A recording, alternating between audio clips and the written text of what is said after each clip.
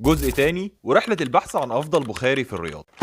نازل بخاري وجاي معاه 2 سلطة، واشترينا طحينة حار ب3 ريال ونص وبصل وليمون، والباكج بتاعهم شكله حلو وسعره نص حبة هنا 23 ريال، والفراخ عندهم شكلها لذيذ بس حجمها صغير شويتين، وطعم الرز عندهم حلو وتوابله كويسة. بس أكتر حاجة شدتني في المطعم ده الفراخ دايبة جدا والجلد واخد تحميرة زيادة تحفة، ده غير إن تتبيلتها حلوة وعجبتني. الطحينة الحارة دي رهيبة. يمكن ناز سعره عالي شوية وحجم الدجاج عنده صغير، ويمكن برضو المميز عنده هو الدجاج المشوي مش الشواية، ولكن السلسلة كلها مبنية على الدجاج الشواية، بس يزال ناز بيقدم دجاج شواية مميز. حاجة أخيرة حابب أقولها عشان الفيديو اللي فات ناس قالت لي ما دام ما أكلتش بإيدك يبقى يعتبر ما أكلتش.